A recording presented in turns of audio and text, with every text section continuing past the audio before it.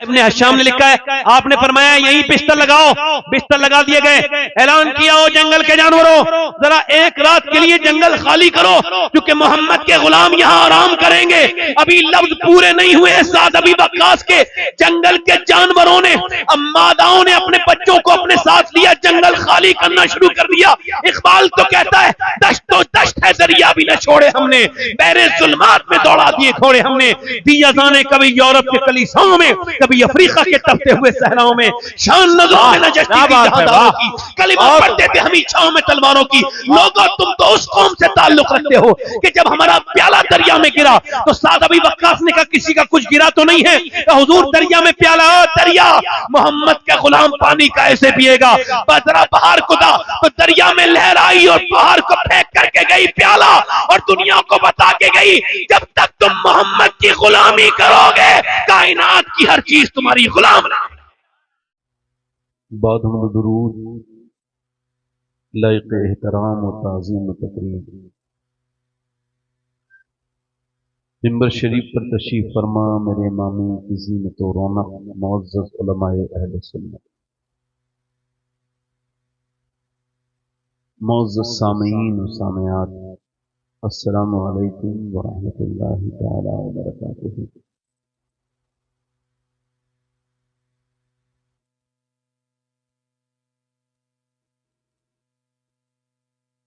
खैरियत से हैं आप लोग?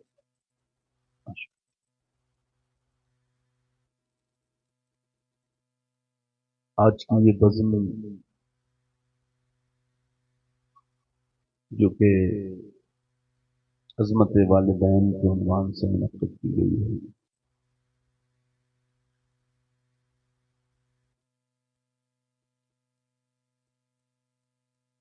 अल्लाह के प्यारे रसूल सल्लल्लाहु अलैहि वसल्लम से अर्ज़ की गई, या रसूल अल्लाह, क़यामत कब आएगी?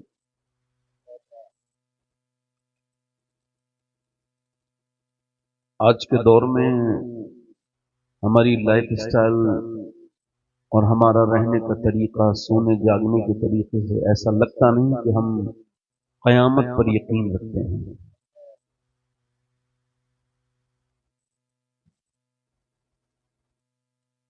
कुछ तो हमको हमारी आदतों ने ही परेशान कर रखा है। अल्लाह के रसूल फरमाते हैं, जैसे जैसे इंसान की उम्र बढ़ती है, वो बूढ़ा होता है, तो उसकी ख्वाहिशात में दो ख्वाहिशें उसकी जवान होने लगती हैं। ये इंसान बूढ़ा होता है, ख्वाहिशात उसकी जवान होती हैं। पहली ख्वाहिश है पैसे की, तो पैसा कमाने की धुन में और तेज हो जाता है। और हुजूर फरमाते हैं, दूसरी ख्वाहिश है जिंदा रहने की। मौत के जिक्र पर जब लोग अपनी आंखें मूंदने लगे, कभी मौत का जिक्र होता है तो लोग कहते हैं कोई और जिक्र करें, इससे डर लगता है।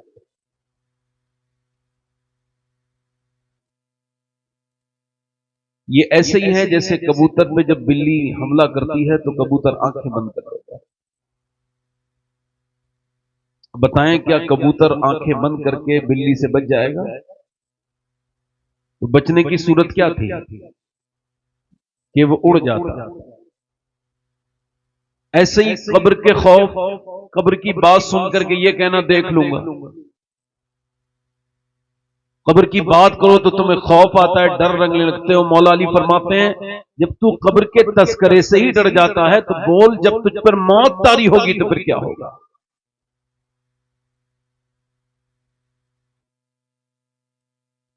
जिन लोगों ने सिर्फ दुनिया को अपना ओढ़ना बिछौना बना लिया है,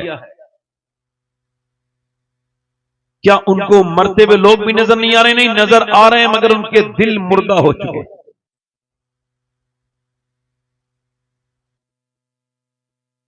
आजादाना रविश के साथ जीने वाले मुसलमान और मुसलमान मर्द और औरतें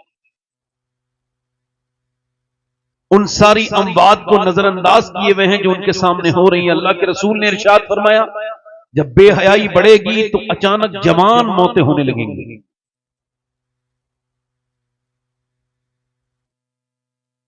अल्लाह के रसूल ने फरमाया मेरे कुछ उम्मती ऐसे हैं जो मैदान जिहाद में तो नहीं जाएंगे, मगर कयामत के दिन वो शोहदा के साथ उठाए जाएंगे। अर्ज की या रसूल अल्लाह वो कौन है? इरशाद फरमाया वो हैं जो अपनी मौत को कसरत से याद करते हैं। मतलब यह कि मौत को याद करने वाला दुनिया में ही आसानी से रहता है और आखिरत में भी आसानी से रहता है।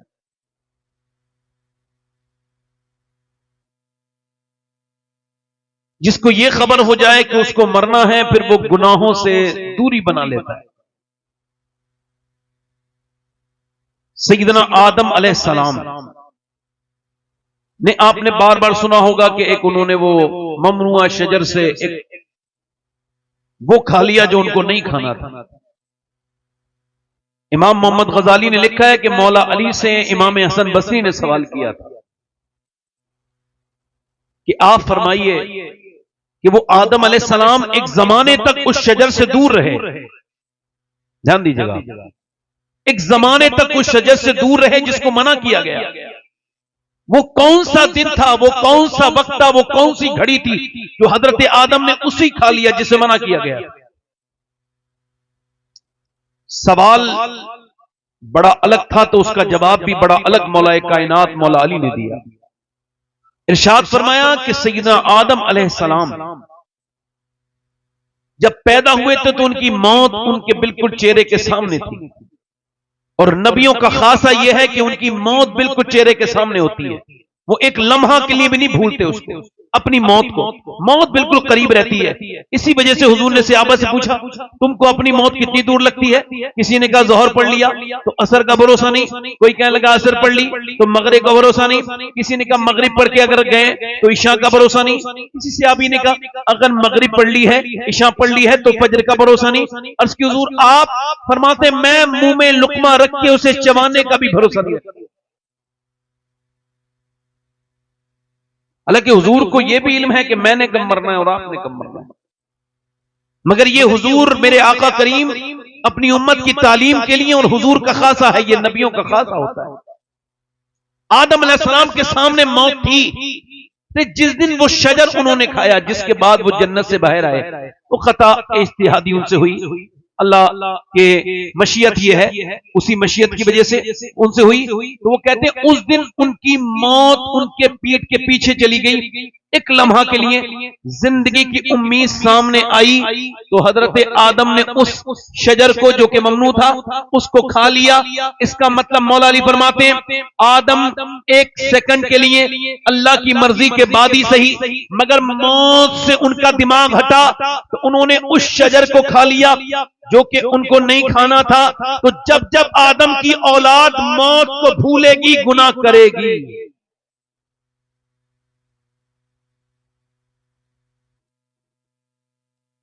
दस बजे तक की यहां पर परमिशन है और अभी तक मुसलमान अपने घरों से निकल के नहीं आए। 20 मिनट का वक्त और है, इंशाअल्लाह 20 मिनट में अपनी बात हम खत्म करेंगे।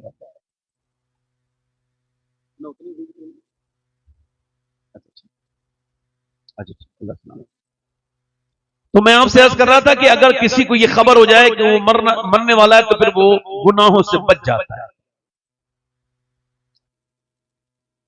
और ये मौत जो है ना, ये उम्र के हिसाब से नहीं आती, ये तो मौत अपने हिसाब से आती है। उम्र के हिसाब से लोग नहीं मरते, जैसा कि कुछ लोगों ने ज़हन में बिठा लिया है कि अभी मेरी उम्र ही क्या है। यही एक वजह है कि उम्र होने के बाद भी बंदा तौबा नहीं कर पाता। एक हाफिज कुरान है, हाफिज बनने में बड़ी मुश्किल लगती है, बड़ा वक्त लगता है। वो हाफिज कुरान की जो दस्तार है वो 1 हफ्ते के बाद होनी है। बच्चा अपने घर में आया है और उसने जुमे के दिन नहाकर मस्जिद का इरादा किया है, मगर रास्ते में ही मस्जिद घर से निकलने से पहले गिर गया घर के अंदर। डॉक्टर के यहाँ लेकर के गए तो डॉक्टर ने कहा इनको अटैक आ चुका है, ये दुनिया से अब इस दुनिया में नहीं है, इनका इंतकाल हो गया। अम्मा को खबर हुई तो दौड़ती भी अस्पताल आई। और आके अपने बच्चे के सामने उसने अजीब किस्म से रोना शुरू किया। और माँ कह लगी, मेरे बेटे तेरे लिए बड़ी कुर्बानियां दी, तुझे अपने आप से दूर रखा। इरादा यह था कि जब मैं मर जाऊंगी तो मेरे गुनहगार की कब्र पे मेरा बेटा कुरान पढ़ेगा तो अल्लाह मुझे बख्शेगा, मगर मेरे बेटे तू तो मुझे दाग दे के चला गया। फिर अपने सर के दुपट्टे को खोल के उसके सर पे बांध के कहने लगी, देखो लोगों, मैंने अपने बच्चे के दस्तार कर दी है। बाप भी अपने बेटे के करीब जाके कह रहे हैं, मेरे लाडले, उम्मीद तो ये थी कि तुम मेरी नमाज जनाजा पढ़ाओ, मगर मेरे बेटे ये क्या हुआ कि तुमने आज मेरे कांधों से अपना बोझ वो उठवाया है कि जिसके बाद मैं जिंदगी में कभी उठ ना पाऊंगा। ऐसी मौतें जो लगातार 15 और 20 साल के बच्चों की हो रही हैं, ये दुनिया को ये बताने के लिए काफी है कि जवानों की लाशें निकल रही हैं जनाजे, और बूढ़े खांसते हुए घर में रह जा रहे हैं। अगर मौत इस हिसाब से आती, कोई गुल बाकी रहेगा ना चमन रह जाएगा, पर रसूलुल्लाह का दीन हसन रह जाएगा। किस दुनिया से आपने दिल लगाया, कैसे कैसे मालदारों को मौत जब आई तो उनकी दौलत ने उनका कोई साथ न दिया। बड़े बड़े अमीरों को मौत आई, बड़े बड़े अमीर कबीरों को मौत आई, और मौत ने न जाने कितनों के नशे ढीले कर दिए और न जाने कितनों की मौत ढीले कर देगी। मोमिन का तो काम यह था कि वो अपनी मौत को अपनी नजर के सामने रख के अपने रब से तौबा करे, मगर ये क्या जिंदगी लोगों ने जीना शुरू की है, बिल्कुल जानवरों की तरह, भैंस और बैल की तरह जिंदगी गुजारना शुरू की है लोगों ने। उनका जहन इस तरफ से है, सुबह जाते हैं कमा करके अपने बच्चों के लिए लेके आते हैं, इसे ही उन्होंने ओढ़ना और बिछोना रखा है। बल्कि अल्लाह फरमाता है कि ये तुम्हारी जिंदगी जिस तरह की है, यकीन जानो बड़े अफसोस में रहोगे इस तरह की जिंदगी जी करके। अल्लाह अकबर, आप जरा गौर करें, ये अजमत वालिदैन प्रोग्राम है, कितने लोग अजीम शान लोगों को मौतें आ गई, कैसे कैसे बादशाहों को मौतें आ गई, सिकंदर को मौत आ गई, बड़े बड़े अमीर कबीर को मौत आ गई, किसी को मौत ने न छोड़ा। अगर आपको इबरत हासिल करनी है तो चमकते हुए महल, बड़े बड़े फ्लैट देख करके लोगों को न ललचाओ, बल्कि जाकर खबरों को देखो कि कैसे कैसे सेठों ने फ्लैट तो खरीदे, मगर उनमें रहने का उनको मौका नहीं मिला, उनकी औलादें उनको बरत रही हैं, उनकी कब्रें बिल्कुल बोसीदा हो गई, उनकी कब्रें बिल्कुल, उनकी हड्डियों ने उनके चेहरे का गोश्त छोड़ दिया, उनकी नाक और मुंह में कीड़े चल गए, न जाने कितने अमीरों कबीरों को मौत आके रह गई। जरा गौर तो करे कैसे कैसे अमीरों को मौत आ गई, मगर जिन्होंने अल्लाह उसके रसूल से दिल लगाया उनको मौत तो आई मगर उन्हें मिटा ना पाई। आप देखें जरा कैसे कैसे अमीरों बादशाहों की कब्रें आपको नहीं मिलेंगी, मगर वलियों की कब्रों पे आज भी मिले लगते हैं। बेशक मैं आपसे जो अर्ज कर रहा था बड़े ध्यान से, अजमत वालिदैन प्रोग्राम रखा है। हुजूर ने इरशाद फरमाया, मेरे आका ने, मेरे सरकार ने इरशाद फरमाया, अर्ज की या रसूलल्लाह क़यामत कब आएगी? फरमाया जब लोग अपने वालिदैन के साथ बदतमीजी करना शुरू कर देंगे तो मौत क़यामत आएगी। अभी 2 दिन पहले एक वीडियो लोगों ने दिखाया कि उसमें एक मुसलमान लड़का अपनी मां को डंडे से मार रहा था। ये तो जिहालत की हद है, वो भी मुसलमान अपनी मां के साथ बदतमीजी कर रहा था। मेरे भाइयों, मेरे दोस्तों, अल्लाह के प्यारे रसूल सल्लल्लाहु अलैहि वसल्लम सैयदना उमर फारूक आजम रदी अल्लाह तआला अन्हु बयान करते हैं कि हम हज करने जा रहे थे मदीने से मक्का। 70,000 सहाबा किराम साथ में थे। अल्लाह के रसूल के पीछे पीछे हुजूर एक जगह जाकर के एक पहाड़ियों की लंबी सी कतार चली हुई, उसमें से हमारा काफिला चल रहा था। अचानक मेरे नबी पाक एक ऊपर टीले पे चढ़ गए। उस टीले पे जाने के बाद हमने देखा कि नबी पाक सल्लल्लाहु अलैहि वसल्लम ने अपना सर अपने पांव में किया है और हुजूर ने अपना सर झुकाया है। हुजूर रोना शुरू हो गए। 70,000 सहाबा में अक्सर को जब हुजूर को रोते देखा, रोने लगे। हजरत उमर फारूक आजम करीब गए, ऊपर चढ़े, उस टीले पर अर्ज करते हैं, या रसूल अल्लाह, आप रोते हैं, मेरे नबी पाक उमर अपनी जान दे देगा मगर आपकी आंखों में आंसू नहीं देखेगा, आप क्यों रोते हैं? आपने फरमाया, उमर देखता नहीं, ये मेरी मां आमना की कब्र है। आज से 55 साल पहले इसी जगह पर मेरी वालिदा मुझे छोड़ के गई थी। हुजूर फरमाते हैं मुझे आज भी वो दिन याद आते हैं। मक्के से चलने के बाद मदीने आए हुजूर और वालदा के साथ, फिर वापस अपने मदीने से वापस अपनी वालदा के साथ वालिद की कब्र के पे आप वालिद की कब्र को देखने के बाद वापस आ रहे थे और आपने वो रास्ता तय किया और ये बीच रास्ते में अब्बा के टीले हैं, वहां पे हुजूर की वालदा ने, अल्लाह के रसूल की वालदा ने कहा है जल्दी से मुझे नीचे उतारो। वो ऊंटनी से नीचे उतरी और गर्म जमीन पे लेट गई। सैयदा आमना हुजूर का हाथ पकड़ लिया, करीब आ मेरे बेटे, और फरमाया ए मेरे बेटे जो दुनिया में आया है उसको दुनिया से जाना है, मैं भी जा रही हूं, मगर मैं दुनिया में मेरा नाम नहीं मिटेगा। दुनिया में औरतों के नाम मिट जाते हैं, मगर मेरे बेटे मेरा नाम कयामत तक जिंदा रहेगा, क्योंकि मैंने तेरे जैसे बेटे को जो जन्म दिया। हल्का फुल्का आप सुभान अल्लाह बोलो, सुभान अल्लाह सुभान अल्लाह। आपको कोई बात अच्छी लगे तो थोड़ा सा शामिल हो जाओ, आपको भी इसका सवाब मिल जाए। अल्लाह के रसूल सल्लल्लाहु अलैहि वसल्लम की वालदा नबी पाक के हाथ पकड़ के कहती है मेरे लाडले, दुनिया में जो आया है उसे जाना है, जो नया है उसको पुराना होना है। मैं भी दुनिया से जा रही हूं, मगर अल्लाह के हवाले तुझे करके जा रही हूं। ये कह करके हुजूर की वालदा ने हुजूर के ऊपर नजर डाली आखिरी बार, और फिर मेरे नबी पाक की वालदा ने आंखें ऐसी बंद करी कि फिर कभी हुजूर की अम्मी की आंखें फिर नहीं खुली। हुजूर ने अपनी मां का हाथ पकड़ा, आवाज दे रहे हैं मां मां, कोई आवाज नहीं कर रही है। हुजूर चेहरे पे हाथ लेके कहते हैं मां मी, आवाज नहीं कर रही है, वो दुनिया से जा चुकी हैं। उम्मे ऐमन कहती हैं मैंने हुजूर को पकड़ा, हुजूर को हाथ पकड़ा, मैंने अर्ज की मेरे नबी पाक से हुजूर का रोना देखा नहीं जाता था। कहती हुजूर को हटाया और हटाने के बाद फिर मैंने पैगंबर इस्लाम सल्लल्लाहु ताला अलैहि वसल्लम को नीचे लेके गई। हुजूर की वालदा को मैंने ऊंट पर सवार किया और उसके बाद मैंने ऊपर टीले पर ले जाके उनकी कब्र बनाई। फरमाती टीले पे कब्र बनाने के बाद फिर मैं वापस आई तो मैंने देखा नबी पाक सल्लल्लाहु अलैहि वसल्लम अपने ऊंट पर।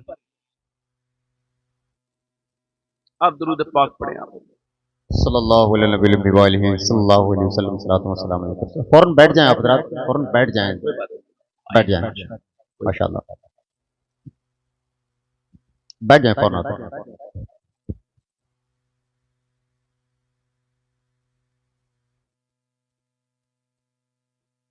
उम्मे ऐमन कहती है मैंने ना नबी पाक सल्लल्लाहु अलैहि वसल्लम की अम्मी को ऊपर दफनाया, फिर मैं नीचे आई तो अचानक मेरा उन्होंने हाथ छुड़ाया और ऊपर चले गए।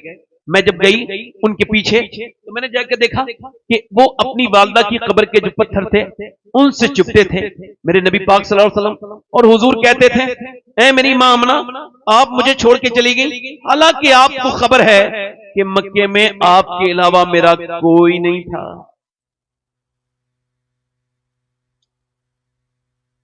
अच्छा, कोई जब किसी की वालदा दुनिया से जाती है तो उसकी फूफी होती है, उसकी खाला होती है, उसकी ताई, उसकी दादी, कोई ना कोई उसे तसल्ली देता है। मगर मेरे नबी पाक सल्लल्लाहु अलैहि वसल्लम जहां पर हुजूर की वालदा दुनिया से छोड़ के गई हैं वहां न फूफी हैं, न ताई हैं, न खाला है। मेरे नबी पाक रहमत आलम नूर मुजस्सम शाहे बनी आदम सल्लल्लाहु अलैहि वसल्लम हुजूर जहां अम्मी से रुखसत हुए वहां कोई नहीं है। उम्मे ऐमन कहती हैं मैंने हुजूर को उठाया, मैं लेके चली। आज हजरत उमर फारूक आजम कहते हैं तकरीबन 55 साल के बाद हुजूर ने नीचे सर किया है, हुजूर रो रहे। मैंने अर्ज की या रसूल अल्लाह, मेरे आका करीम, मेरे रहमत आलम, उमर अपनी जान देगा मगर आपकी आंखों में ये आंसू बर्दाश्त नहीं करेगा। हुजूर मेरे आका क्यों रोए हैं? पर मैं उमर देखता नहीं, ये मेरी मां आमना की कब्र है। ये हुजूर की 61 साल की उम्र है। हमारे यहां सबकी कद्र है, जिसके यहां हम नौकरी करते हैं उस बॉस की कद्र है। लालच है कि ये हमारे साथ अच्छा सलूक करेगा। हमें हमारे पीरों की कद्र है, चूंकि तकरीरें हुई हैं उनके बारे में। हमें अपने जो हमें जो थोड़ा सा रिज़्क़ का बहाना जिनके जरिए है, जो हमें नौकरियां देते हैं उनकी कद्र है, मगर मां बाप की कद्र इस मुआशरे से खत्म होती चली जा रही है। याद रखो इस बात को मेरे भाइयों, मेरे दोस्तों, इस चीज को अपने जहन में रखो कि कामयाब होने के लिए दुनिया में किसी से दुआ कराने की आपको जरूरत नहीं। सरकार आला हज़रत फरमाते हैं, अगर किसी के लिए 100 वली, पीर नहीं, ये जो पीरों को ज्यादा अहमियत देते हैं, माँ बाप को नहीं देते, अपने उस्ताद को ज्यादा अहमियत देते हैं, माँ बाप को नहीं देते, उन सब से कह रहा हूं, उन्हें ये बयान कर रहा हूं कि देखो मेरे भाइयों, ये सिर्फ किसी पीर की बात नहीं हो रही है।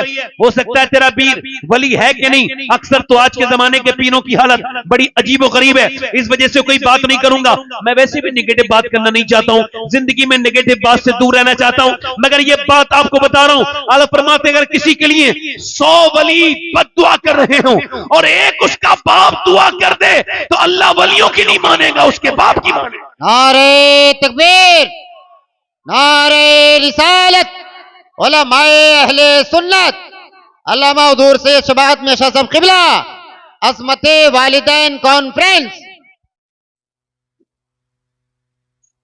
उसकी नहीं मानेगा अल्लाह, वालदा की मानेगा, मां की मानेगा, बाप की मानेगा। आज वालिदैन के साथ जो लोगों का सलूक है वो अपनी बीवियों के डर की वजह से, आज जो अपने रिश्तेदारों से लोग दूर हो रहे हैं, उसकी क्या वजह है आप समझ रहे हैं? सब कुछ मेरे भाइयों, सारे इलाज डॉक्टरों के पास नहीं है। इधर देखो मेरे भाई, इधर देखो, सारे इलाज डॉक्टरों के पास, डॉक्टर उम्र नहीं बढ़ा सकता, डॉक्टर शिफा नहीं दे सकता। बोलो दे सकता है डॉक्टर शिफा? क्या शिफा तो अल्लाह देता है। कौन देता है बोलो? अरे जल्दी बोलो आप। मैं अगर आपसे कह नहीं रहा हूं तो इसका मतलब ये थोड़ी है कि आप ऐसा बोलेंगे नहीं। आप भी जानते हैं कि हम लोग क्या जलसे कैसे होते हैं। जोर से बोल के बोलो, मेरी बात गलत तो नहीं है? आज लोग बहनों से दूर हैं, रिश्तेदारों से दूर हैं। आज इस मोबाइल ने और रही सही जो कमी थी वो भी पूरी कर दी। अब तो घर आए मेहमान के साथ भी आप वक्त अपना टाइम नहीं देते उसको, आप अपने मोबाइल में लगे हुए हैं। और मैं भी मोबाइलों के खिलाफ तहकीक करते करते अब थक गया। अब मेरा दिल करता है ना करूं। बीमारी इतनी बढ़ गई है कि अब इसे इलाज की जरूरत है। मैंने बहुत दिनों पहले कहा था, आज से तकरीबन 3 साल पहले की मेरी तकरीर, बल्कि 4 साल पहले की तकरीर है कि अपने बच्चों को इतना मोबाइल ना दिखाओ वरना तुम्हारे बच्चे डॉक्टरों के जाएंगे, बीमार हो जाएंगे। अब वो चीजें हो गई कि बाकायदा तौर से मोबाइल एक मर्ज बन गया। आप क्या समझते हैं? मोबाइल देखना ये नॉर्मल बात है? नहीं नहीं, 6 घंटे से ज्यादा जिसका स्क्रीन टाइम है, इस पर रिसर्च हो गया, वो या तो वो पागल है या पागलपन के करीब है। जो जरूरत के हिसाब से कुछ लोगों का काम होता है वो अलग बात है, जो काम है वो अलग बात है। बगैर काम के स्क्रीन जो इतनी देर तक देखते हैं, सारी बीमारियों का इलाज डॉक्टर के पास नहीं है। और मैं इसको दुनियावी एतबार से भी साबित करूंगा और इसको मैं मेरे नबी पाक की मुबारक इरशाद से भी आपके सामने साबित करूंगा। और आज की इस तकरीर से यही आप अपने जहन में रख के ले जाएं कि अगर आपको लंबी उम्र और बरकत वाली उम्र चाहिए तो यही जिंदगी आपको गुजारनी है जो मैं आपसे कह रहा हूं। देखो ये वक्त अब ऐसा है कि हमारे ऊपर नॉर्मल वक्त नहीं है मुसलमानों को, ये नॉर्मल वक्त है। वो समझ नहीं पा रहे हैं मुसलमान। वो अलग बात है, वो कह रहे हैं हम खा रहे हैं पी रहे हैं, हमारे लिए कोई प्रॉब्लम नहीं, वो अलग है मेरे भाई। एक यहूदी ने जब बात कही थी, ये बिल्कुल सही कही थी। उसने मुसलमान कहते हैं हमें फलाने सताया, फलाने कह लगे ना यहूदी मुसलमान का कुछ बिगाड़ सकता है। ध्यान से सुनना भाई, ना ईसाई कुछ बिगाड़ सकता है, ना दुनिया की कोई कौम कुछ बिगाड़ सकती है। कह लगे मुसलमान जिस दिन मुसलमान जुमे की नमाज के बराबर फजर की नमाज में आना शुरू हो जाएंगे, 3 दिन नहीं गुजरेंगे पूरी दुनिया में मुसलमानों का बोलबाला हो जाए। नारे तकबीर, नारे रिसालत, वाह बहुत उम्दा, वाह वाह। रास्ते खुद ही तबाही के निकाले हमने। लोगों ने यह समझा है कि बस यूं ही जिंदगी गुजारोगे। नहीं नहीं मेरे भाई सुनो, गाजियाबाद में एक आदमी का तबीयत बिगड़ी है, उसने दिल्ली के अलग अलग अस्पतालों में चेकअप कराया है। मुसलमान है, मालदार है, अल्लाह ने उसको दौलत दी है, मगर दौलत सब कुछ नहीं होती। मैं फिर ये बात कह रहा हूं आपसे, दौलत से आप बिस्तर ले सकते हैं, मगर आप समझें जिसे नींद ना आती हो, आप अगर सो पाते हैं ना तो मेरे हिसाब से 2 रकात नमाज पढ़ा करो, अल्लाह तेरा शुक्र है मुझे ठीक ठाक नींद आती है। वरना जिसे नींद नहीं आती है वो डिप्रेशन में चला जाता है, उसकी रात नहीं गुजरती। अब इसका जब चेकअप हुआ, बड़ा मालदार आदमी, थोड़ी देर की बात आप मेरी तरफ दिल लगाएं, बड़ा मालदार आदमी, दौलतमंद, शोहरत उसकी, मगर अफसोस यह था बेचारा बीवी से डरता था। और बीवी आजकल आंखें दिखा देना, एक औरत चाहे तो अपने आदमी को नमाजी बना सकती कि नहीं बना सकती? बोलो भाई, बोलो, अरे बोलो ना, बना सकती कि नहीं बना सकती? भाई एक औरत है, अपने आदमी को वो बाजार लेके गई है, बच्चा उसकी गोद में आदमी के, और उसको वो घुमा रही है, घुमा के जब भर लौटी है तो पड़ोसन ने से कहा है, उसने ऐसे ऐसे मेरा आदमी मेरे साथ शॉपिंग करने गया था, तो उसने कहा ये क्या बात है? वो हंसने लगी, मुस्कुराने लगी, क्या हुआ, तू मेरी मजाक उड़ा रही है? कहने लगी नहीं, अगर वो तेरा आदमी, मैंने उसको कभी नहीं देखा अपनी माँ और बहनों के साथ जाते हुए, तेरी वजह से वो जाता है, अगर वो तेरी वजह से बाजार में 2 घंटा गुजार सकता है तो तू अगर चाहे तो उसे मस्जिद में भी भेज सकती है, वो नमाजी बन सकता है। वो जो है कि नहीं आपकी मेरी तरफ? थोड़ी देर के लिए मुझे आपका वक्त चाहिए, बड़ी आपकी मेहरबानी, मैं आपका खादिम। अब वो औरत से डरने वाला आदमी, मगर तबीयत जब बिगड़ी, सारे चेकअप ये हुए कि इसको ब्लड कैंसर है और वो भी आखिरी स्टेज का है।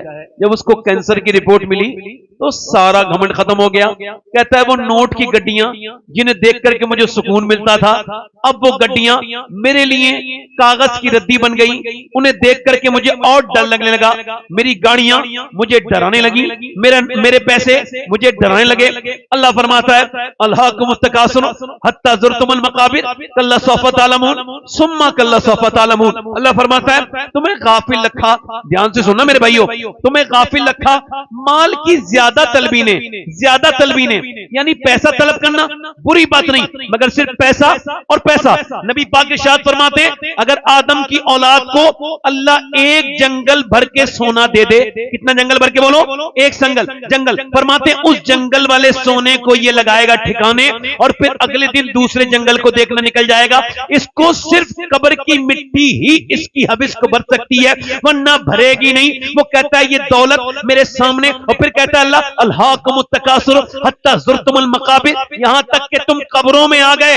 अब जब कब्रों में आ गए तो अब अल्लाह आगे की बात करता है, वो कहता है कल्ला सौफ़ा तअलमून, तुम जान जाओगे।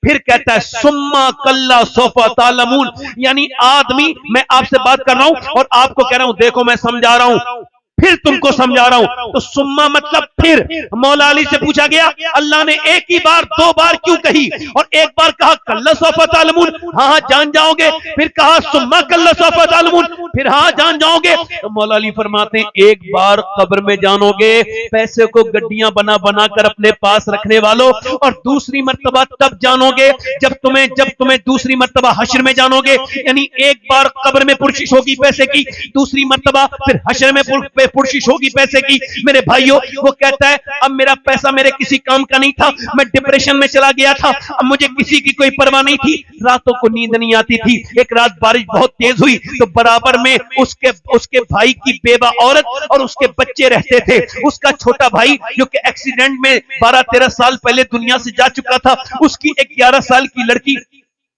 उसकी 12-13 साल पहले जो जा चुका था, उसकी एक जवान लड़की और उसके 2 बच्चे थे। अब वो छोटा भाई था, इसकी उम्र 50 साल थी और उस आदमी वो पहले इंतकाल कर चुका था।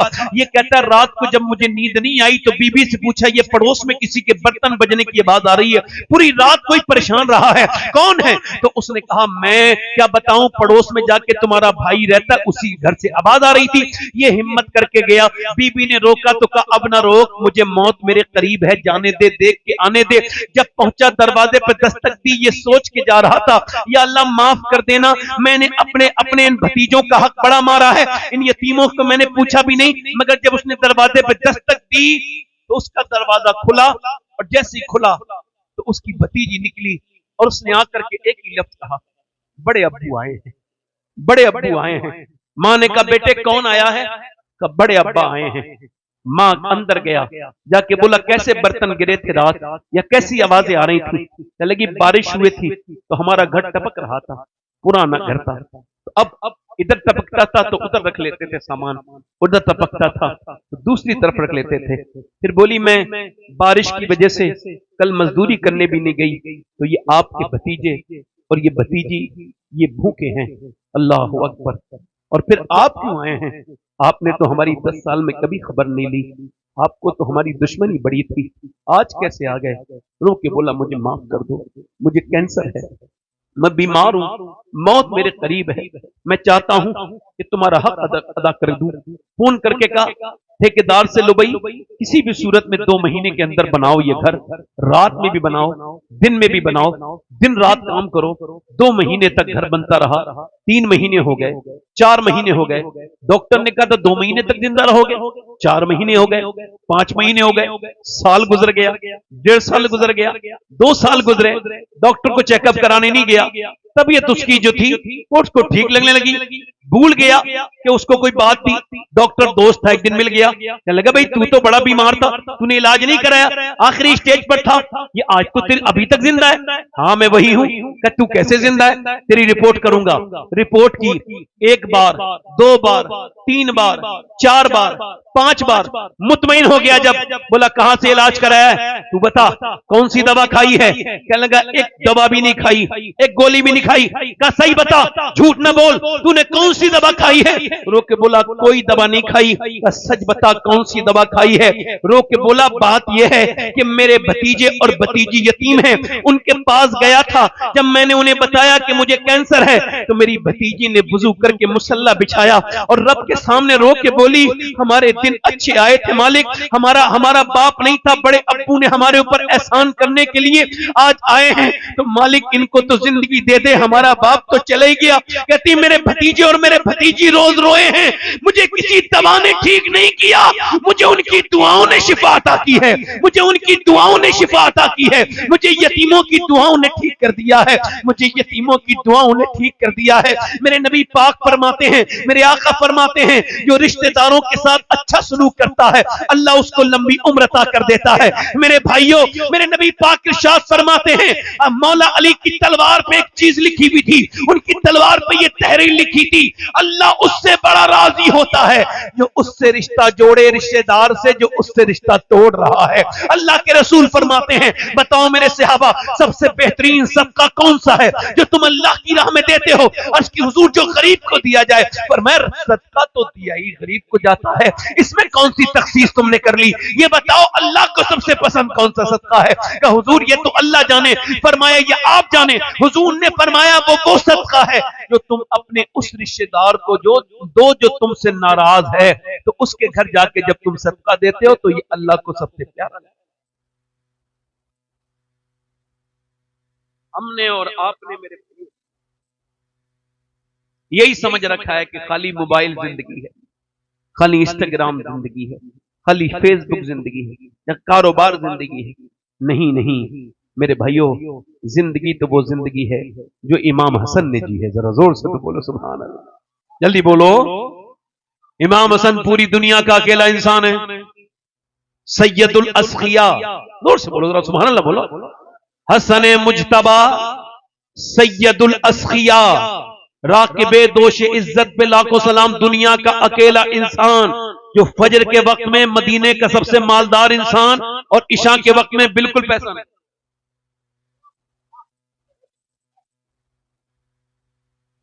और देखो पैसे वाले सारे लोग अक्सर होंगे, ऐसी बात सुनी नहीं होगी पैसे के बारे में जो मौला इमाम हसन ने फरमाई। फरमाते हैं पैसा घूम रहा है, क्या फरमाया? और ये रुकेगा तुम्हारे पास भी नहीं, तो जब तुम्हारे पास आए तो सही तरफ घुमा दो। अल्लाह के रसूल सल्लल्लाहु अलैहि वसल्लम, दिल लग रहा है आप लोगों का? नहीं लग रहा? बोलो। अल्लाह के रसूल सल्लल्लाहु अलैहि वसल्लम ने बकरी को कुर्बान किया है और उसका फिर गोश्त बंटवाया गरीबों में। एक प्याला गोश्त बचा है, हुजूर ने जान के पूछा कितना गोश्त बचा? आयशा, अम्मा आयशा अर्ज करती हुजूर ये एक प्याला। फरमाया ये नहीं बचा, बचा वो है जो अल्लाह की राह में खर्च कर दिया है। अच्छा, मरने से मालूम है कौन डरता है? जिसका आखिरत में कोई ठिकाना ना हो। सही बता रहा हूं।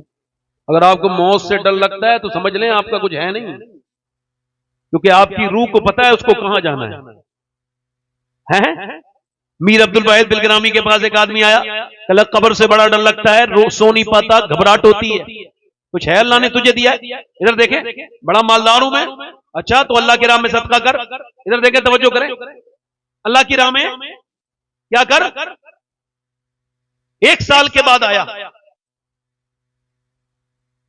क्या हुआ भाई, कहां जा रहे हैं? ठीक, बड़ी मेहरबानी।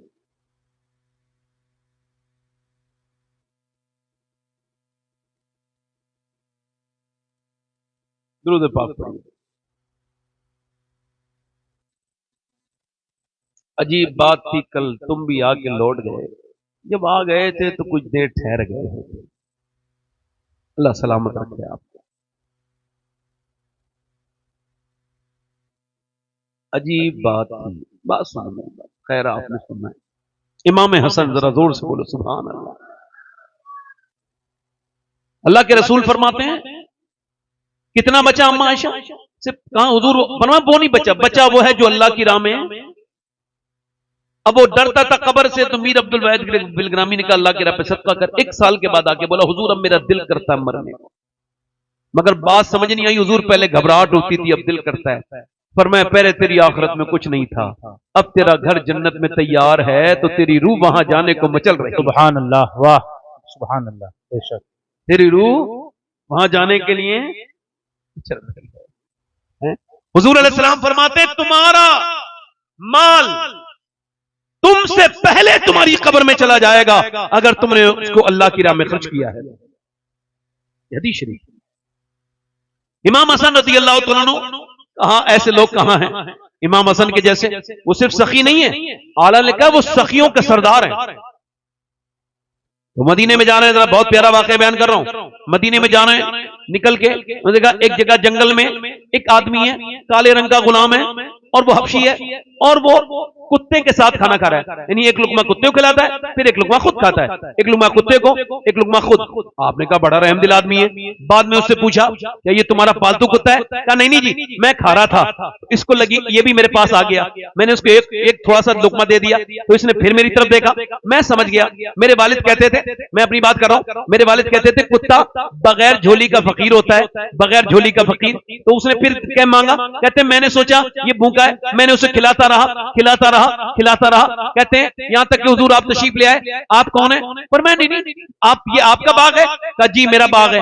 आप कहिए मैं गुलाम हूं यहाँ पर, ये मेरा बाग नहीं, गुलामी करता हूं, नौकरी करता हूं, ये मेरे आका का बाग है, मैं उसका गुलाम हूं। आप गए, किसके गुलाम हो? नाम बता दिया, उसके पास गए, जाके बोले आपका गुलाम है वो जी, उसको आजाद करोगे? जी करेंगे। कितने पैसे चाहिए? इतने। उसने ज्यादा पैसे मांगे। इमाम हसन को देख के उसे पता था ये सखी है, ये तो बांटते ही हैं, उसने ज्यादा पैसे मांगे, आपने दे दिए। फिर आपने कहा बाग बेचते हो? जी बेचता हूं। कितने पैसों का? इतने का।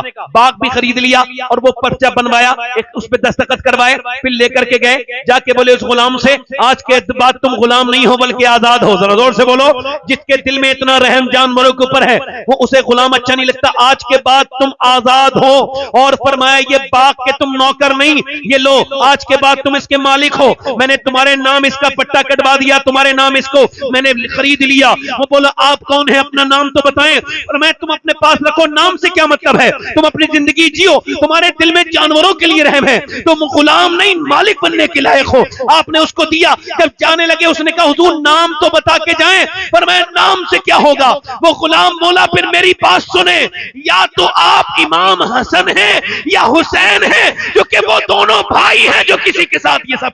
नारे तकबीर, नारे रिसालत, अजमत वालदैन कॉन्फ्रेंस, हुजूर सैयद शबात मियां साहब किबला। वाह बहुत उम्दा, बेशक सुभान अल्लाह, वाह। दिल लग रहा आप लोग नहीं लग रहा? मुस्कुरा के बोलिए सुभान अल्लाह। तो रिश्तेदारों को मना के सदका देंगे इंशाल्लाह, उनके साथ बैठेंगे इंशाल्लाह, मोहब्बत करेंगे इंशाल्लाह। ये जिंदगी में अपनी लाई है, इसी से जिंदगी बनती है। और जो बात मैं कर रहा था आपसे, माँ बाप के मरने के बाद मैंने बड़े बड़े कट्टर दिल आदमी को रोते देखा, जीते जी नहीं, जीते जी तो भाइयों को झगड़ा करते हुए देखा, मां को डिप्रेशन देते हुए देखा। मां को पहले, बाप को मैंने देखा कि जीते जी उससे बात नहीं करते, बाद मरने के बाप के साथ बदतमीजी करते। बदतमीजी ये करते हैं कि वो बाप की खबर पे जाके रोते हैं ठंडी मिट्टी से, जीते जी जीने ना दिया, मर गए तो जाके रो रहे हैं कि मेरे कत्ल के बाद उसने जफा से तौबा, हाय उस जोरे पशेमा का पशेमा हूं मैं। बाप नाराज है तो उसे राजी कर लें, बाद में मरने के बाद फिर उसके साथ रोने का कोई ताल्लुक नहीं बनता, कोई फायदा नहीं लगता मुझे ये बाद में तीजे करवाने, 40वें करवाने, ये सब अच्छे काम है, इसको करवाइए आप, मगर बताइए आप जीते जी जिस बाप से बात न की, बात में लोगों को दिखाने के लिए उसकी कब्र पे खड़े होकर रोना, उसके जनाजे पे रोना, ये कहां तक आपके समझ में आता है? ये कोई दिमाग वाले लोग करते हैं ये काम? अल्लाह के रसूल के गुलामों, मैं आपसे जो अर्ज कर रहा था वो ये है मेरे दोस्तों कि मां अगर जिंदा है, बाप अगर जिंदा है, तो सबसे ज्यादा देखो एक अल्लाह है, उससे प्यार करो, एक उसके रसूल से प्यार करो, और फिर उसके बाद मां से प्यार करो, बाप से प्यार। ये दुआ कर दे तो फिर किसी की दुआओं की जरूरत नहीं। ये अगर तुम्हारे लिए हाथ उठा के दुआ कर दे तो फिर याद रखो, अगर पूरी दुनिया तुम्हारे खिलाफ हो जाए फिर भी कोई तुम्हारा कुछ नहीं। कभी गर्दिश में आ जाए तुम्हारी जिंदगी की नाव, तो किसी और के पास जाने की जरूरत नहीं, मां के कदम पकड़ के कह देना मां दुआ कर दे। तो मेरा ईमान यह है कि अगर मां दुआ कर देगी तो कश्ती कितनी भंवर में होगी, अल्लाह पार लगा देगा।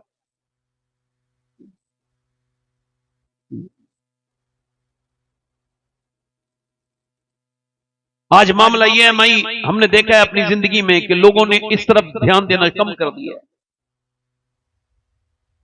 एक अगर आप ये कहें कि मेरे बारे में ये गुमान कर लें कि मैं आशिक रसूल नहीं हूं, तो आपके ईमान पे कोई फर्क नहीं पड़ेगा। अगर आप ये गुमान कर लें ये मौलाना साहब आशिक रसूल नहीं, तब भी कोई फर्क नहीं पड़ेगा। आप किसी के बारे में भी गुमान कर लें, मगर खुदा की कसम मैं जिसका नाम ले रहा हूं, अगर आप उसके बारे में ये सोचें कि वो शख्स आशिक रसूल नहीं था, तो आपके ईमान पे बड़ा फर्क पड़ेगा। हुजूर ने फरमाया कि उवैस करनी मेरा आशिक है। जल्दी बोलो जरा, दिल लगा के बोलो, उवैस करनी मेरा। और उवैस करनी कोई आम इंसान नहीं है। उनके 3 दिन कैसे गुजरते हैं बताऊं? एक रात वो कयाम में खड़े हो जाते हैं और कहते हैं आज कयाम की रात है, यानी नमाज में खड़े होने की रात है, तो पूरी रात मुसल्ले पे खड़े होकर गुजार देते हैं। फिर दूसरी रात कहते हैं आज रुकू की रात है, रुकू की रात है। तवज्जो है कि नहीं?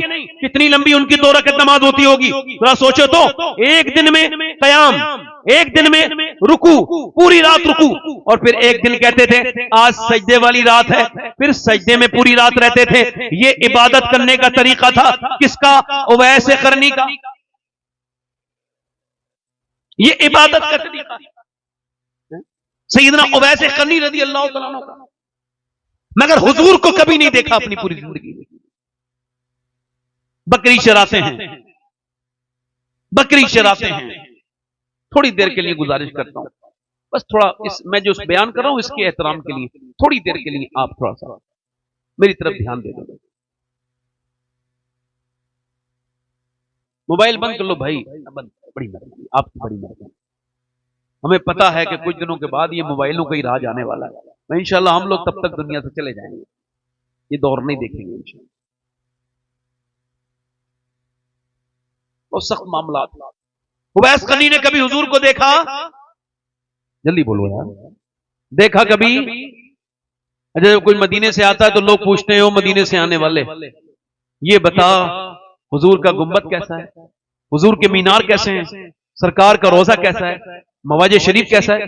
मगर उवैस करनी ये नहीं पूछते हैं। उवैस तो ये पूछते हैं ओ मदीने से आने वाले जरा ये बता मेरे नबी की आंखें कैसी हैं, हुजूर के होंठ कैसे हैं, सरकार कैसे मुस्कुराते हैं, वो हुस्न तमाम कैसा है, वो सरकार कैसे हैं। अम्मा बीमार है, फालिज में मुब्तला है, इससे बड़ी कोई मिसाल नहीं दे सकता मैं आपको, इससे ज्यादा मैं आपको समझा नहीं सकता कि माँ फालिज में है, उनका उसका कोई ख्याल रखने वाला नहीं है। उवैस करनी इस वजह से अपने घर नहीं जाते हुजूर को देखने। माँ ने देखा है बेटा मेरा रोता है, अश्क बगाता है हुजूर की याद में, तो कहने लगी मेरे बेटे बहुत मोहब्बत करता है कि अपने मुस्तफा से। कहने लगे कुछ ना बोले। फिर माँ ने कहा मेरे बेटे मेरे लाडले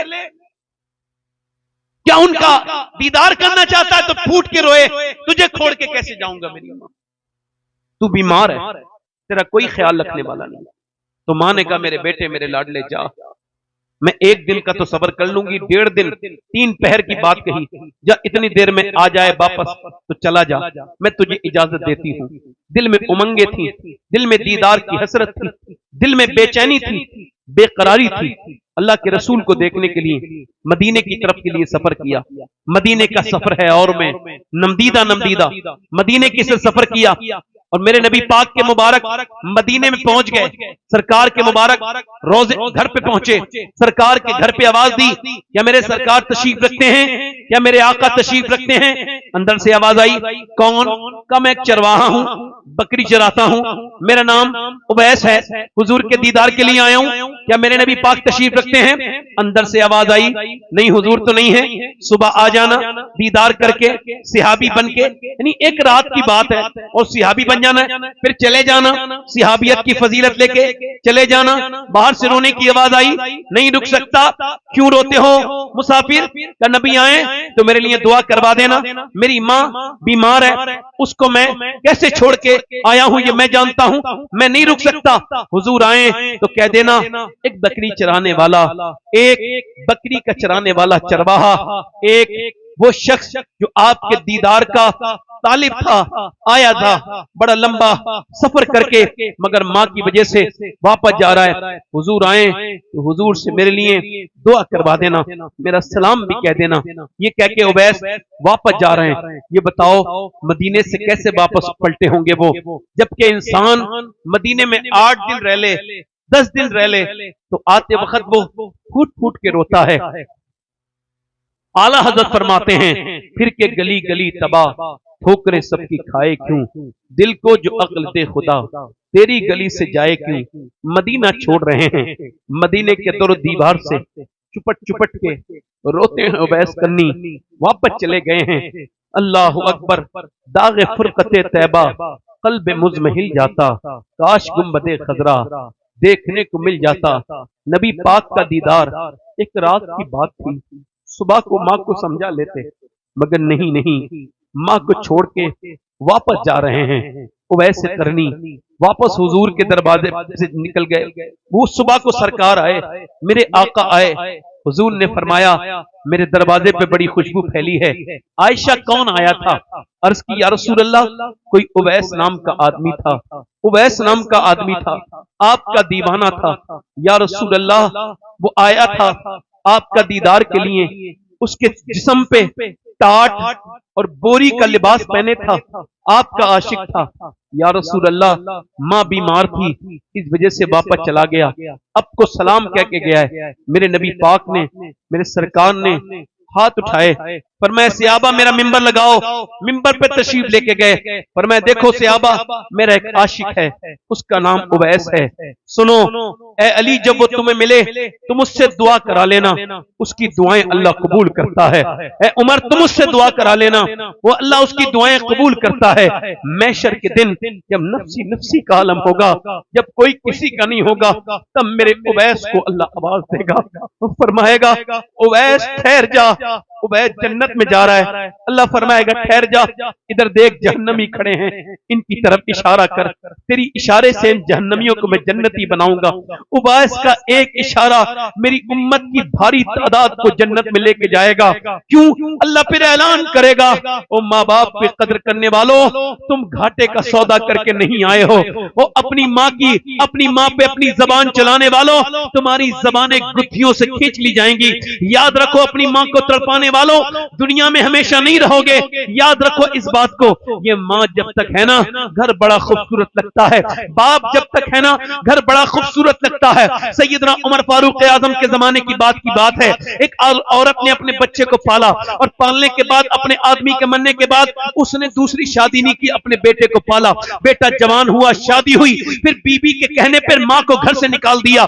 माँ को घर से निकाला, बड़ा बिजनेसमैन था, बड़े पैसे थे उसके पास, मगर रास्ते में डाकुओं ने उसको पकड़ा, न सिर्फ उसका माल लूटा बल्कि दोनों हाथ भी काट दिए। फिर मदीने के बाजार में आके खड़ा हो गया, दोनों हाथों से उसके मियां दोनों हाथ उसके कटे हुए हैं और लोगों से कहता है मां को ना तड़पाना, मां को ना नाराज करना, वरना तुम्हारा रब तुमसे रूठ जाएगा, तुम्हारा अल्लाह तुमसे नाराज हो जाएगा, तुम कहीं के नहीं रहोगे। कहता था मैंने अपनी मां को घर से निकाला, पहले सफर पे जाता था, मां की दुआओं के बाद हर सफर पे मुझे बड़ा फायदा होता था। इस बार मेरा सब कुछ लुट गया, यहां तक कि मेरे दोनों हाथ भी कट गए। लोगों मेरी मां को ना सताना। मां को खबर हुई तो मां होती है ना, दिल पसीज गया, जाके अपने बेटे से कहा तू क्यों ऐसी बातें करता है, चल मैं तुझसे राजी हूं। दोनों हाथ कटे हुए बेटे को लेके चली गई और मां तो मां होती है, तुम चाहे कितना ही बुरा कर लो मगर वो तुम्हें कभी बद्दुआ नहीं करती, वो तो मां होती है। मां जब तक दुनिया में है फिर घर में जाना भी अच्छा लगता है।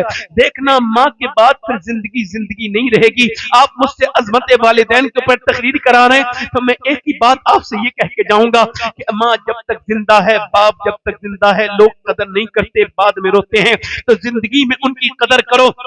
मां ने अपने बेटे को अपने घर में लिटाला आराम से उसको, और फिर मां ने मुसल्ला बिछा के दुआ करना शुरू की और कहा ऐ मेरे मालिक, ठीक है मेरे बेटे ने मेरे साथ बदतमीजी की थी तो मेरे मालिक अब तो मैं अपने बच्चे से राजी हूं।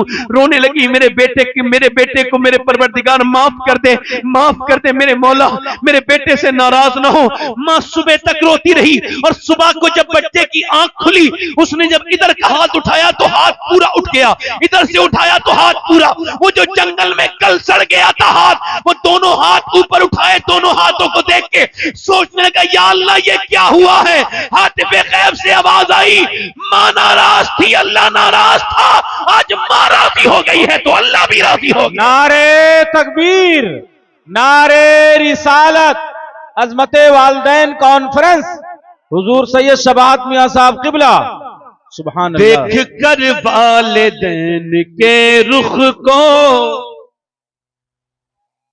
जिसके दिल में गुलाब खिल जाए, है ये कौले रसूल के उसको एक हज का सवाब मिल जाए, एक हज का सवाब। मां जब दुआ करे तो ऐसे लगती जैसे नबियों की दुआएं लगती हैं। जरा जोर से तो बोलो सुभान अल्लाह। बस मैं अपनी बात को खत्म कर रहा हूं, लग रहा आप लोगों का नहीं लग रहा है, बड़ी देर से आप आए, मैं आखिरी बातें कर रहा हूं आपसे। बैठे आराम से बैठे। इंशाल्लाह मेरे दोस्तों जरा हाथ उठा के वादा करो जिनके वालिदैन जिंदा हैं, इंशाल्लाह अब आज से अपनी मां के हाथ चूम के निकलेंगे घर से इंशाल्लाह। अभी बीवी ये बात कहे ना कि मां को निकाल दो या मां से बात ना किया करो, बिल्कुल साफ कह रहा हूं आपसे, बिल्कुल बगैर किसी परेशानी के, झिझक के। हाँ, ऐसी कोई बीवी किसी के नसीब में आई हो, ऐसी बदबख्त औरत, तो उसकी वजह से आखिरत खराब ना करना। बीवी राजी है, बीवी राजी है तो घर का माहौल अच्छा है। बोलो, बीवी राजी है तो, मां राजी है तो आखिरत का माहौल अच्छा है। परेशानी उठा लेना मगर मां के साथ कभी ये ज्यादती ना करना। मां तो मां है, मां तो वो हस्ती है मियां जो मेरे नबी पाक जिसको याद करते हैं। अच्छा, अब थोड़ी सी बातें यहां पे इन्होंने कहा है कि प्रोग्राम 11 बजे तक तो रहेगा, तो 10:30 तो बज गए, 10-5 मिनट और सुन लीजिए आप, क्योंकि आप देर से आए, मैं तो तकरीबन 1 घंटे से कर ही रहा हूं। अच्छा ये बताओ, मां तवज्जो करें, मेरी तरफ देखें। हाँ ठीक है, समझ गए भाई।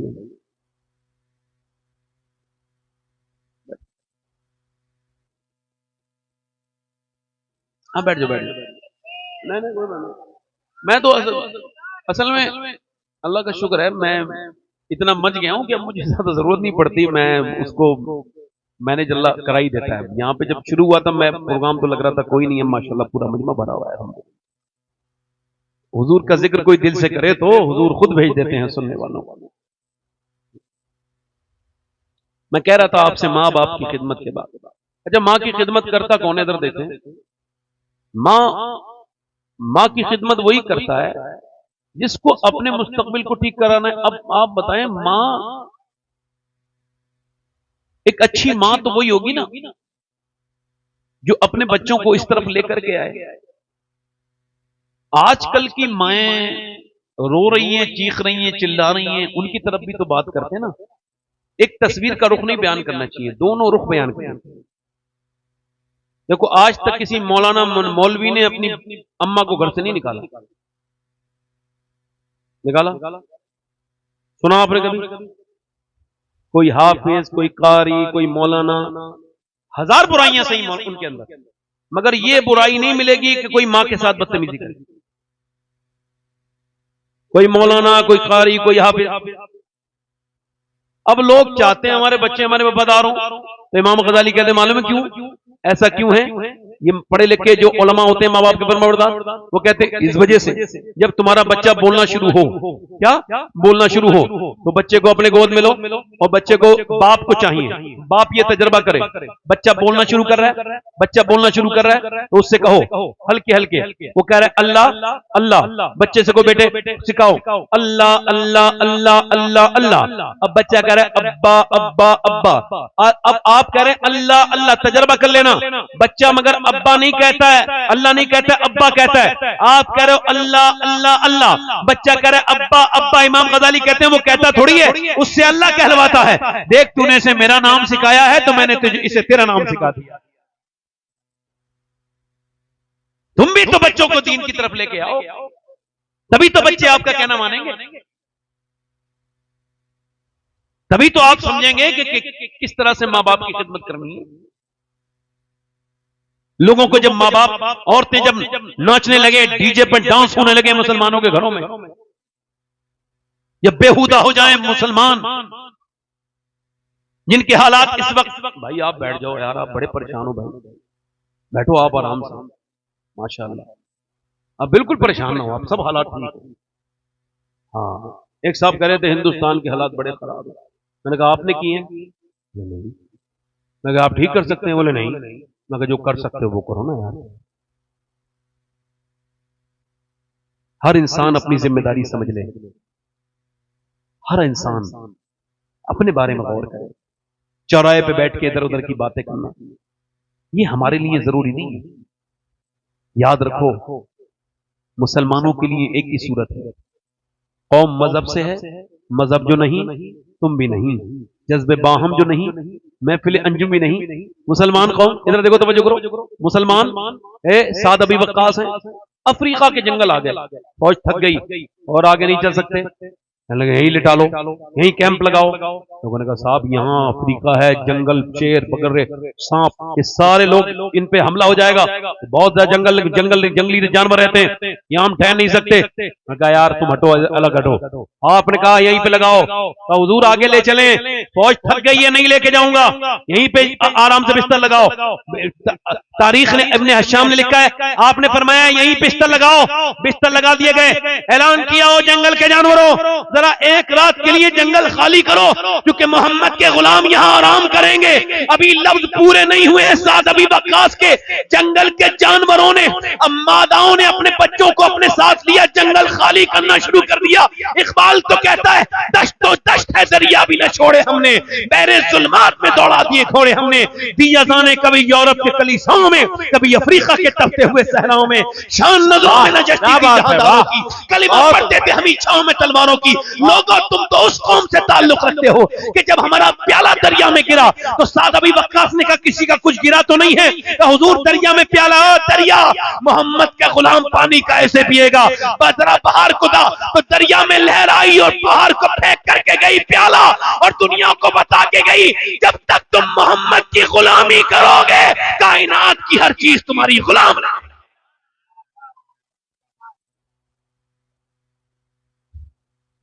और जब तुम, अल्लाह के रसूल ने फरमाया जब बेहयाई बढ़ जाएगी तो फिर देखना तुम कैसे अज़ाब आएगा।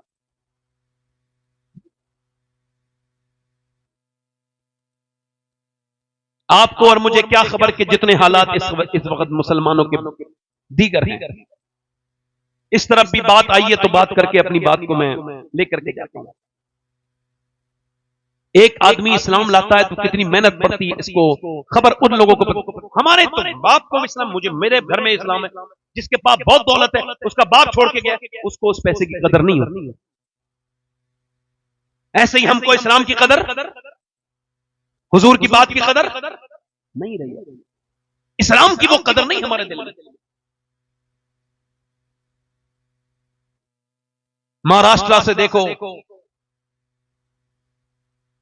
यूपी में देखो, बंगाल में देखो, चारों तरफ ये खबरें रोज आ रही हैं और इसको इंस्टाग्राम पर, फेसबुक पे लोग डालते हैं, और इन खबरों से जो दीनदार लोग हैं उनको नींद नहीं आ पाती।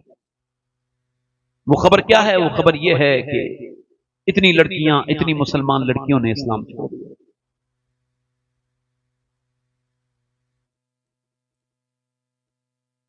इस्लाम कितनी लड़कियों ने छोड़ा? एक रिपोर्ट ये कहती है कि 10 साल के अंदर तकरीबन 10 लाख से भी ज्यादा लड़कियां इस्लाम छोड़। थोड़ा सा हम डिस्कस कर रहे हैं, इसकी वजह क्या है? कभी आपने इसको गौर किया? ये सिर्फ बयान करना जरूरी नहीं, इसकी वजह तलाश करना जरूरी है। इसकी वजह क्या है? एक लड़की को मैंने 10 साल पहले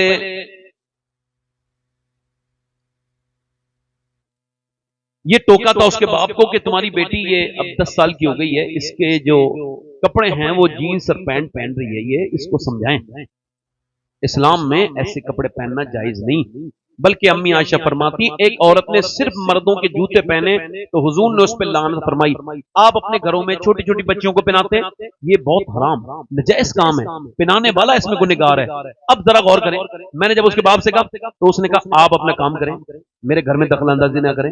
खैर मैंने कहा ठीक है तुम्हारा मामला, मैंने जो कह दिया, अपना काम है अजान पढ़ना, नमाजी जबरदस्ती पकड़ के थोड़ी लाएंगे तो हम नमाज पढ़ने का। उसके 10 साल के 11 साल के बाद 12 साल के बाद वही आदमी थाने में बैठा है और अपनी बेटी से कह रहा है मेरी इज्जत बचा ले, मेरी बेटी इज्जत बचा ले, वो हमारे मजहब का नहीं है, चल उसे छोड़ के मेरे घर चल, अल्लाह अकबर, मेरी बेटी इज्जत बचा ले, मैं तेरा बूढ़ा बाप हूं। वो कह लगी बाप तूने देर कर दी आने में, मैं थोड़ा आगे निकल गई हूं, वापस नहीं हो सकती, जब वक्त था तूने नहीं समझाया, जब शादी का वक्त हुआ तूने मेरी शादी नहीं की। 10 लाख लड़कियां, जब कोई ये कहता था ना कि मुझे तुम्हारे चोट लगी है तो मेरे दर्द हुआ है, तो लोग कहते थे भाई ये बात जो है ना सिर्फ ये शायरी की बात है, ऐसा हो नहीं सकता कि तुम्हारे चोट लगे तो दर्द मेरे हो जाए। कोई ये कह नहीं सकता कि तुम नहीं सो पाए तो मैं भी रात को नहीं सो पाया, बोले ये शायरी है। मगर फिर कुरान ने ये कहा अज़ीज़ुन अलैहि मा अनित्तुम हरीस, तुम्हारा मशक्कत में पड़ जाना मेरे महबूब पर गिना गुजरता है। एक हदीस सुनाता हूं, इस हदीस को पढ़ने के बाद कई घंटे तक मुझ पे दिक्कत तारी रही, कई घंटे तक की बात कर रहा हूं, आज भी इसको सोचता हूं तो दिल मेरा बहुत ज्यादा अजीब सा हो जाता है, मैं कुछ इसका बयान नहीं कर सकता। हजरत सईदना ज़ैद बिन हारिसा, ये हुजूर के सरकार दो आलम के वो सहाबी हैं जो हुजूर के साथ थे। ये कहते हैं वो जो हुजूर ने जिस सरकार के पत्थर मारे गए यहाँ पर ताइफ में, कहते मैं हुजूर के साथ था, मैं सामने खड़ा हो गया, जिधर से पत्थर आते कहते मेरे लगे, मगर हुजूर कहते फिर मैं एक तरफ गिर गया, इतने पत्थर मैंने फिर हुजूर को जितने भी आए पत्थर अपने ऊपर रोके, मगर फिर हुजूर के पत्थर लगने लगे, एक पत्थर नहीं, 2 पत्थर नहीं, आप सोचो तो किसके दुनिया वाले ये जालिम किसके पत्थर मार रहे थे, जो कि अल्लाह का हबीब है, जिसके लिए कायनात बनाई गई, जो पैगंबर इस्लाम है, जो रहमत आलम है, जिसने अपने दुश्मनों को माफ किया है, जो रहमत की बड़ी मिसाल है, जो मेरे आका करीम है, जो अखलाक की हद है। अल्लाह के रसूल फरमाते हैं, मेरे आका करीम इरशाद फरमाते हैं, अल्लाह ने मुझे अखलाक के हसना की तकमील के लिए भेजा। हुजूर के पत्थर 1 2 3, हुजूर एक पैर ऊपर उठाते हैं तो दूसरे पांव पे मारते हैं, फिर दूसरे। मेरे ताया कभी फरमाते थे, अल्लाह उनकी बख्शिश करे, उनके दर्जात को बुलंद करे, वो बयान करते थे, कहते बेटे ताइफ को न भूलना, जब तुम्हें दीन से दूरी होने लगे तो ताइफ को याद करना, पत्थर हुजूर एक पांव उठाते हैं, दूसरे पांव पे मारते हैं, हुजूर बैठ जाते हैं तो खड़ा करके पत्थर मारते हैं। इतने पत्थर मारे कि हुजूर की पिंडियां फट गईं, उनमें से खून आने लगा। मेरे नबी करीम सल्लल्लाहु अलैहि वसल्लम के जूते मुबारक पूरे भीग गए। मगर इस हदीस पे जरा नजर करना, मैं क्या आपके सामने बयान कर रहा हूँ। हमें नहीं पता एक मुसलमान की क्या शान है, उसकी क्या हैसियत है, उसकी कितनी अजमत है और कितनी उसकी अहमियत है इस्लाम में। आप मेरे नबी की नजर से देखो। ज़ैद बिन हारिसा कहते हैं मैंने हुजूर को उठाया और मैं लेके गया उतबा बिन रबिया के बाग में। उसने जाके कहा अपने गुलाम से लो, मेरे साथ नहीं, तुम उनको ये अंगूर खिला दो। हुजूर कितने बड़े अखलाक के हैं, वो लेकर के आया अंगूर। हुजूर ने अद्दास उसका नाम था। हुजूर ने बिस्मिल्लाह शरीफ पढ़ी, अंगूर मुंह में रखा और मुंह में रखने के बाद उसने कहा आप बिस्मिल्लाह पढ़ते हैं? यहाँ तो कोई बिस्मिल्लाह नहीं पढ़ता। आपने फरमाया आप कहाँ के रहने वाले हैं? मैं नैनवा का रहने वाला हूँ। सरकार ने फरमाया जहाँ के यूनुस हैं, कहा मैं वहीं का रहने वाला हूँ। तो सरकार से कहने लगा वो आप यूनुस को कैसे जानते हैं? हुजूर ने फरमाया मैं भी अल्लाह का नबी हूँ, वो भी अल्लाह के नबी थे। अल्लाहु अकबर। वो आगे बढ़ा, जाके बोला आप मुझे मुसलमान बनाएंगे, मुझे कलमा पढ़ा दें। ज़ैद बिन हारिसा कहते हैं हुजूर ने उसका हाथ अपने हाथ में पकड़ा और हुजूर मुस्कुराने लगे। जरा गौर तो करो, इतने जख्मों के बाद एक बंदे ने कहा कि मैं मुसलमान हो रहा हूँ, तो मेरे नबी पाक मुस्कुराने लगे, मेरे सरकार मुस्कुराने लगे। इतने जख्मों के बाद हुजूर को बताओ तुम्हें अपनी बेटियों की बिल्कुल भी फिक्र नहीं, तुम्हें अपनी घर की लड़कियों की बिल्कुल भी फिक्र नहीं। जरा गौर तो करो, 6 साल की बच्ची कुरान पढ़ रही है मदीने में कुरान पढ़ रही है 6 साल की बच्ची। उसकी माँ ने देखा सर पे से दुपट्टा उसके नीचे आया है। 6 साल की बच्ची पे कोई पर्दा पड़ तो नहीं, मगर फिर भी उसकी माँ ने आकर के दुपट्टा रख दिया। बेटी ने पूछा अम्मी आपने मेरे सर पे दुपट्टा क्यों रखा है? मगर उस बेटी की शान बड़ी है। उसके बाद कोई ऐसी बेटी पैदा न हुई, न कयामत तक उसके दर्जे की बेटी पैदा होगी। ये कौन बेटी है? ये वो बेटी है जिसका भाई इमाम हसन है, हुसैन है, जो सारे शहीदों का सरदार है। ये बेटी कौन है? इसकी मां सैयदा फातिमा ज़हरा है, जो सारी जन्नती औरतों की सरदारा है। इसका बाप अली है, जो वलियों का सरदार है। नाना मुस्तफा है, जो सारे नबियों का।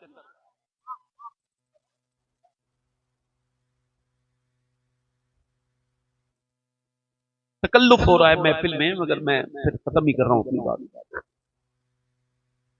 अल्लाह के रसूल सल्लल्लाहु अलैहि वसल्लम की नवासी कुरान पढ़ रही है, तो सैयदा फातिमा ज़हरा ने सर पे दुपट्टा रखा।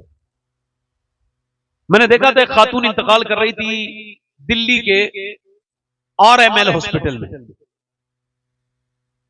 मुसलमान थी। मैंने देखा जैसे ही लास्ट मोमेंट है, बिल्कुल लास्ट मोमेंट, समझो लास्ट मोमेंट, यानी उसकी रूह निकलने से 2-3 सेकंड पहले, इतना ही टाइम है, 5 सेकंड पहले ज्यादा। जैसे ही डॉक्टर ने उसके करीब आया, उसने अपना दुपट्टा उठाया, बिल्कुल अपने आप को ढकने लगी और यहीं तक हाथ पहुंचा था, रूह निकल गई। मगर दुनिया को यह बता गई कि अगर बचपन में दुपट्टा संभालने का मौका आदत पड़ जाए तो रूह निकलती है, मगर हया नहीं निकलती।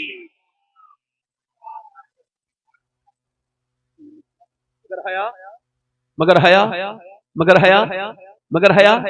नहीं निकलती। मेरे भाइयों मेरी बात आखिरी हो रही है और मैं आपकी तरफ ये बात आखिरी कर रहा हूँ। सैयदा फातिमा ज़हरा ने कहा देखो नाना नाराज हो जाएंगे, सर पे दुपट्टा रखो। सैयदा ज़ैनब रोने लगी और रोई। सैयदा फातिमा ने चुप जा मेरी ज़ैनब, और रोई। वो मेरी बेटी चुप ना, कह लगी अम्मी जान मेरे नाना से अर्ज कर देना इस बार मुझे माफ कर दें, अगली बार ज़ैनब गर्दन तो कटा सकती है मगर सर पे से दुपट्टा ना हटाएगी। और फिर यही हुआ, करबला का मैदान है। आप जरा गौर करो, ऐसी भी खवातीन आपने कभी सुनी है? करबला करबला करबला करबला का मैसेज भी करबला के लिए इससे झगड़ा कर लिया, उसके लिए झगड़ा किया, करबला के नाम पर ये आपने बातें करनी। कभी आपने करबला के मैसेज को भी सुना ना कि मैसेज क्या है? करबला का मैसेज ये है जो सारे मुसलमानों के लिए ओपनली मैसेज है इमाम हुसैन का, कि आपने अपनी बहन से कहा बहन मैं जा रहा हूं, तुमने पर्दे का ख्याल रखना, चीखना चिल्लाना नहीं है। कभी आपने भी ये सोचा है, अपनी बहन से कभी कहा है कि मेरी बहन ये बारात में जो तू बगैर दुपट्टे के आई है, मैं हुसैन का गुलाम हूं, ये हुसैन को क्या जवाब दूंगा? आज के जमाने में ये भी तो आप कर सकते हैं ना, ये कर सकते हैं, मगर इसका कोई ख्याल नहीं। इमाम हुसैन की बहनें, उनकी बहन, उनकी बीबियां, उनकी बेटियां और उनके बेटे, उधर जो है ना सूरज डूब रहा है, उधर सब नेज़े पे हैं, उधर लाशें जो है ना वो लाशें मैदान में पड़ी हैं बच्चों की, उन पर घोड़े दौड़ रहे हैं और घोड़े दौड़ रहे हैं। उधर बच्चियां नमाजों में, सैयदा सकीना सजदे में, सैयदा ज़ैनब सजदे में, उम्मे कुलसूम सजदे में, सैयदा शहरबानो सजदे में, इमाम ज़ैनुल आबिदीन सजदे में। उधर हड्डियों की टूटने की आवाजें आ रही हैं, उधर असर की नमाज अदा की जा रही है, कोई ऐसी भी नमाज पढ़ सकता है? तारीख ने पूछा, हैरत हुई, ये कौन है? आवाज आई, ये फातिमा ज़हरा के घर की औरतें हैं जो इस हाल में भी नमाज पढ़ रही हैं, जो इस हाल में भी पर्दे का ख्याल रख रही हैं। तभी तो इकबाल कहता है कि जब वहां पर ये अंग्रेजी म्यूजियम में, अंग्रेज की म्यूजियम में, यहाँ पर तुर्की में एक औरत यूरोप की गई, मुसलमान नहीं थी, गैर मुस्लिम थी, एक किताब लेकर के आ गई और उस किताब को लेकर के उसने अपने यहाँ पढ़ना शुरू कर दिया। वो किताब सैयदा फातिमा ज़हरा की सीरत पर थी। किताब पढ़ते पढ़ते इतनी इंप्रेस हुई कि कलमा पढ़ के मुसलमान। ये यूरोप की उस इलाके की पहली मोमिन मुसलमान। उस वक्त में उसके इलाके में कोई मुसलमान, उसने क्या किया कि हल्के हल्के अपनी कजिन को, अपनी तायाजात को, फूफीजात को, खालाजात को, अपनी फूफी को, दादी को, चाची को, सबको हल्के हल्के कुरान और इस्लाम, उसने 700 लड़कियां औरतें मुसलमान कर दी। कितनी? नाम रख लिया अपना ताहिरा। मगर ये छुपता नहीं है ना। एक दिन पता चल गया, सारे अंग्रेजों ने इकट्ठा होकर सजा का ये किया कि इसको कुएं के अंदर लटका दिया, अंदर सांप और बिच्छू मोटे मोटे पड़े थे। इस्लाम छोड़ वरना अंदर डाल देंगे। बोल क्या ख्याल है? क्या लगी एक रात की मोहलत मिल सकती है? अंग्रेज खुश हो गए, बस रात की मोहलत का मतलब ये कमजोर हो गया मामला। रात के बाद सुबह को गए, कहने लगे चलो क्या ख्याल है, इस्लाम छोड़ोगी? कुएं में डालो। इस्लाम कौन छोड़ने के लिए रात मांगी थी? क्यों रात मांगी थी? रात तो मांगी थी दिल खोल के इबादत करने के लिए, आखिरी बार अपने रब से इबादत करने के लिए। इस वजह से कि मैंने कहा था मालिक तेरा दीन तो इस जगह ले आई हूं, मगर अगर मैं अंदर गिरूंगी और फिर मेरे जब सांप पर बिच्छू काटे तो मुझे हिम्मत देना, मेरी चीखें न निकल जाएं, वरना जो मेरे पीछे कलमा पढ़ने वाली है वो भी टूट जाएंगी।